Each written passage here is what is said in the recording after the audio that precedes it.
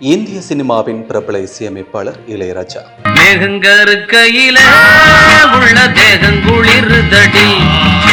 இவர் இசையமைத்த 500 பாடல்கள் பயன்படுத்த எக்கோ மற்றும் அகி உள்ளிட்ட இசை நிறுவனங்கள் ஒப்பந்த காலம் முடிந்த பிறகும் காப்புரிமை பெறாமல் பயன்படுத்தி வந்ததாக கூறப்படும் நிலையில் இது தொடர்பாக இசைஞானி இளையராஜா சென்னை உயர்நீதிமன்றத்தில் வழக்கு தொடர்ந்தார்.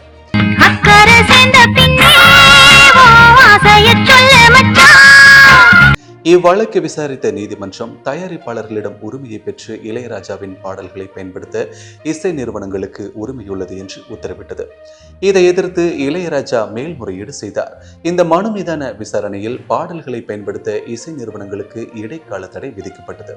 எனவே எக்கோ நிறுவனம் சார்பில் நீதிமன்றத்தில் மனு தாக்கல் செய்யப்பட்ட நிலையில் கடந்த 10ஆம் தேதி உயர்நீதிமன்ற நீதிபதிகள் ஆர் மகாதேவன், முகமது ஷஃபிக் அமர்வில் இவ்வழக்கு விசாரணைக்கு வந்தது. அப்போது எக்கோ நிறுவனம் சார்பில் ஆஜரான வழக்கறிஞர், திரைப்படத்திற்கு தயாரிப்பாளரிடம் ஊதியம் பெறும் இசையமைப்பாளர் ராயல்டி தவிர மற்ற அனைத்து உரிமைகளையும் இழந்து விடுகிறார். இவ்விவகாரத்தில் விசாரணையில் தான் முடிவு செய்ய முடியும். இளையராஜா தான் அனைவருக்கும் மேலானவர் என்று நிற்கிறார் என்று கருத்து கூறியிருந்தனர். இவ்வழக்கில் இளையராஜா வழக்கறிஞர், இளையராஜா எல்லோருக்கும் மேலானவர், வீம்புக்காக இதை சொல்வதாக நினைக்க வேண்டாம் என்று கூறினார். அதன் பின்னர் இவ்வழக்கு விசாரணை ஒத்திவைக்கப்பட்டது. இவ்வழக்கின் விசாரணை மீண்டும் ஏப்ரல் 18ஆம் தேதி விசாரணைக்கு வந்தது. அதில் உயர்நீதிமன்ற நீதிபதி மகாதேவன், இசை மும்மூர்த்திகளான முத்துச்சாமி தீட்சிதர், தியாகராஜர், சியாமா சாஸ்திரிகள் இவர்கள் எல்லோருக்கும் மேலானவர்கள் என கூறலாம், ஆனால் நீங்கள் கூறுவதை ஏற்க முடியாது என்று கூறினர். இதற்கு இளையராஜா வழக்கறிஞர், எல்லோருக்கும் மேலானவர் என்று கூறியது பாடல்கள் மீதான காப்புரிமை விவகாரத்தில் மட்டும்தான், ஆனால் இளையராஜா தன்னை அப்படி கூறிக்கொண்டது இல்லை என்பது உங்களுக்கே தெரியும் என்று வாதிட்டார். இதையடுத்து விசாரணையை 24ஆம் தேதிக்கு நீதிபதி ஒத்திவைத்தார். இதையடுத்து சூப்பர் ஸ்டார் ரஜினிகாந்த் மற்றும் லோகேஷ் கனகராஜ் கூட்டணியில் சன் பிக்சர்ஸ் தயாரிப்பில் உருவாகி வரும் கூலி படத்தின் டீசர் சமீபத்தில் வெளியாகி ட்ரெண்டிங் ஆனது. இதில் அனிருத் இசையமைத்திருந்தார். ஆனால் சில ஆண்டுகளுக்கு முன்பு இளையராஜா இசையில் தங்கமகன் படத்தில் இடம்பெற்ற பாபா பக்கம்பா என்ற பாடலின் இசை பயன்படுத்தப்பட்டது.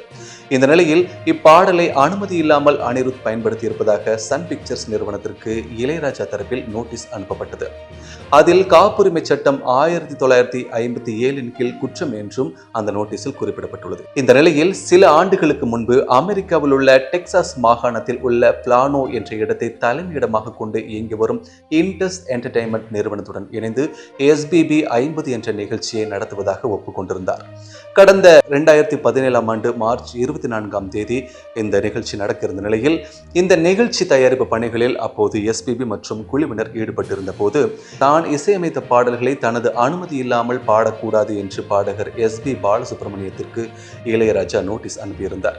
இந்த விஷயம் அப்போது பெரும் பரபரப்பை ஏற்படுத்தியது, எல்லோராலும் விவாதிக்கப்பட்டது. இந்த நிலையில் இளையராஜாவின் மீது பலரும் விமர்சனங்கள் எழுப்பி வரும் நிலையில் அன்றைய காலத்தில் இளையராஜா பீக்கில் இருந்த சமயத்தில் அவர் சம்பளத்தை பற்றி எதுவும் பேசாமல், சில நேரங்களில் சம்பளமே கூட வாங்காமல் பல இயக்குனர் மற்றும் நடிகர்களுக்கு பல படங்களுக்கு இசையமைத்து கொடுத்து அந்த படங்களையும் அவர் ஹிட் பண்ணி கொடுத்திருக்கிறார்.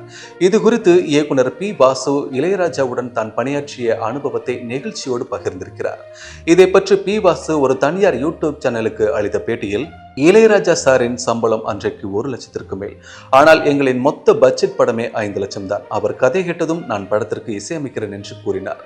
ஆனால் இவ்வளவு தொகைக்கு எங்களால் பண்ண முடியாது என்று P. வாசு நினைத்து அதை கங்கை அமரனிடம் கூறினாராம்.